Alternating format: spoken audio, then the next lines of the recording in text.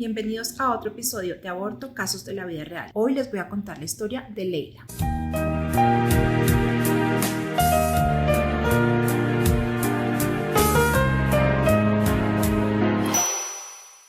Leila fue mi paciente. Tiene 31 años, está casada, es profesional y estaba tomando la píldora anticonceptiva. Tuvo 2 días de retraso, se preocupó, se hizo una prueba de embarazo que fue positiva y desde un principio supo que no quería continuar. 2 días después estaba en mi consultorio solicitando la interrupción voluntaria del embarazo. Cuando me expuso su motivo de consulta, le pregunté si era una decisión tomada o si quería discutir sus opciones. Ella me dijo que estaba segura, que no tenía dudas y que además siempre había sabido que no quería ser madre. Se sentía frustrada por la falla de su método anticonceptivo, pero también porque desde los 25 años estaba solicitando la ligadura de trompas y se le habían negado con múltiples excusas desde entonces. A pesar de notarla segura de su decisión y sin ningún conflicto porque el aborto no iba en contra de sus principios, yo noté a Leila muy afectada emocionalmente, con llanto fácil, muy enojada. Al preguntarle me dijo que estaba muy afectada por la forma en la que había sido tratada previamente. Tan pronto supo de su embarazo, Leila decidió llamar a su EPS, expuso su situación y su decisión y le asignaron una cita prioritaria para el día siguiente por ginecología y otra por planificación familiar. Cuando asistió, su doctora empezó a contarle su historia personal. Le contó cómo ella había afrontado un embarazo inesperado cuando era muy joven, en una situación mucho más difícil que la de ella porque no era profesional y estaba sola, y cómo hoy en día era muy feliz con su hijo. Leila se sintió muy extraña y le preguntó por qué le estaba contando todo esto. Ella le respondió: para que no tengas miedo y le des una oportunidad a tu bebé. Eso la molestó muchísimo. Primero, porque ya no tenía miedo, al contrario, estaba tomando una decisión que requería mucho valor. Y también porque no le estaba quitando una oportunidad a nadie, al contrario, sentía que estaba evitando que un niño naciera con las consecuencias de no ser deseado. Consideraba su ejercicio de conciencia con respecto a la maternidad como algo muy serio y muy respetable, y por eso le pidió a la doctora que simplemente siguiera con el proceso. Luego, ya un poco contrariada, asistió a su cita de planificación familiar. La enfermera le explicó cuáles eran los pasos a seguir, que notificaría a la IPS encargada para que la llamaran para asignarle una cita, le ofreció asesoría anticonceptiva y le explicó que debía escoger un método anticonceptivo de larga duración para poder continuar con el proceso. A ella le pareció extraño, sin embargo, como estaba segura, le dijo que ella pensaba ligarse las trompas. Leila recordó su cita con la ginecóloga y al ver que la enfermera se mostraba comprensiva y amable, decidió preguntarle si consideraba razonable que su ginecóloga se hubiera referido a su embarazo como ya un bebé. La enfermera le respondió que ya tenía latidos cardíacos, que para ella eso era suficiente para considerarlo un bebé, que sin embargo la decisión de matarlo o no era de ella y que por eso le hacía el favor de incluirla en la ruta de IVI, porque era su derecho. Esa misma tarde, Leila recibió una llamada de la clínica en la que le confirmaron que ya tenía una cita para el día siguiente para iniciar su proceso de IVI. Al otro día, al acercarse a la ventanilla y abrir su historia clínica, la recepcionista le dio una mirada de desaprobación. Tuvo que esperar varios turnos para que otra recepcionista que sí estaba dispuesta a atenderla, la atendiera. Y ahora Leila estaba aquí enfrente mío, prevenida por supuesto, esperando a ver cómo yo le iba a disuadir o hacerla sentir mal. Me confesó que se sentía muy lastimada, que no había dudado ni por un instante de su decisión después de la intervención de la ginecóloga, ni de la enfermera, ni la actitud de la recepcionista, que ellas tenían derecho a su posición personal, pero que no entendía por qué la juzgaban sistemáticamente en su decisión, si ella no pensaba que estuviera haciendo nada mal y además tenía razones de peso para no querer ser madre. Pero ahí estaba, sintiéndose maltratada, discriminada y muy desilusionada por pensar que el cambio de la ley significaba que tenían derecho a un servicio de calidad y seguro. Después de escuchar su historia y de expresarle mi apoyo, le ofrecí todas las opciones terapéuticas que tenía con 5 semanas. Ella escogió el manejo farmacológico, le formulé mifepristona y misoprostol y 15 días más tarde, cuando constatamos que tenía un aborto completo, le realicé la ligadura de trompas que ella deseaba. El día del control se expresó muy agradecida con mi atención y también aliviada por haber podido decidir sobre su cuerpo con un procedimiento seguro y oportunamente, pero no lo consideró de calidad. Me expresó su intención de interponer una queja frente al Tribunal de Ética Médica y de Enfermería y frente a la Superintendencia Nacional de Salud por considerar que se le había infligido un daño moral y emocional y no querer que esto le pasara nunca más a ninguna otra mujer. Revisando el caso de Leila, han surgido algunas preguntas que intentaremos resolver. Primero, ¿procedí a la queja teniendo en cuenta que la atención que se brindó fue oportuna en 3 días a partir de la solicitud y siguiendo los parámetros médicos de la 051 de 2022? La oportunidad de 5 días no es el único atributo de calidad que establece la resolución 051 de 2022. En su artículo 3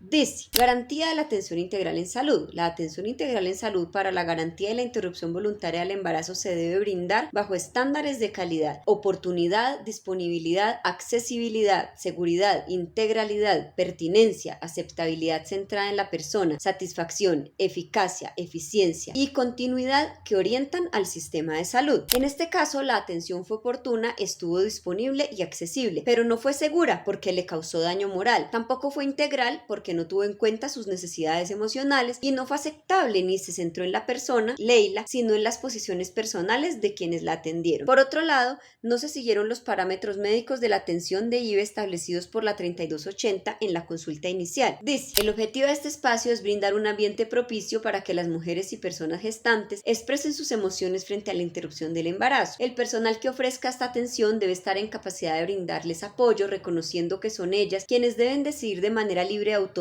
sobre su cuerpo. Esto como parte de la garantía de los derechos sexuales y reproductivos. Además, la consulta se debe enmarcar en el respeto por el derecho a la autodeterminación reproductiva y a la IVE, entendiendo que el ciclo reproductivo de las mujeres y personas gestantes atraviesa varias etapas de la vida y que la IVE es un derecho fundamental necesario para desarrollar otros derechos como la salud, la dignidad, la libertad y la vida. Por todas estas razones, en este caso, sí procedería una queja y posibles sanciones administrativas por fallas en la calidad de la atención. También en el ámbito ético, por haberse incumplido los deberes de no maleficencia y respeto a la autonomía y la objetividad. Incluso podría haber sanciones civiles por daños y perjuicios causados. Segundo, ¿es correcto condicionar el inicio de la ruta de IVE a la elección de un método anticonceptivo o a la elección de un método anticonceptivo de larga duración? No. Lo único obligatorio es ofrecer la asesoría anticonceptiva para que la persona decida qué método desea iniciar, pero la asesoría no se limita a enumerar los métodos. Es necesario tener en cuenta el proceso de toma de decisiones, individualizar las opciones, identificar y derrumbar mitos y asegurarse de transmitir de forma efectiva la posible falla de cada uno de los métodos para que en realidad se trate de una elección informada, incluida la decisión de no utilizar ningún método. Dice la norma, fundamental que el personal sea sensible a las inquietudes de las mujeres y personas gestantes, aborde ideas erradas que ellas puedan tener sobre los anticonceptivos, les provea información libre de juicios, respetando cualquier decisión que tomen frente a ellos, incluyendo la de no usarlos. Es necesario tener en cuenta que la decisión de no usar un método anticonceptivo no puede configurar una barrera para acceder a la IVE. Tercero, es necesario que todas las pacientes que solicitan IVE sean remitidas por la EPS a un sitio especializado en este servicio. No, de hecho la atención de la IVE antes de las 12 semanas puede y debe realizarse con medicamentos en el mismo lugar de la valoración inicial, teniendo en cuenta los principios de pertinencia y continuidad de la atención. La segregación de los servicios de aborto es apartarlos del resto de servicios esenciales en salud. Esto ha tenido consecuencias negativas en otros países, como empeoramiento del estigma, dificultades de acceso y oportunidad y desarticulación con otros servicios de salud necesarios relacionados. Tener lugares dedicados a la atención al aborto puede facilitar una atmósfera propicia a las necesidades particulares de cada paciente. Sin embargo, esta atmósfera depende en gran medida de la empatía y la compasión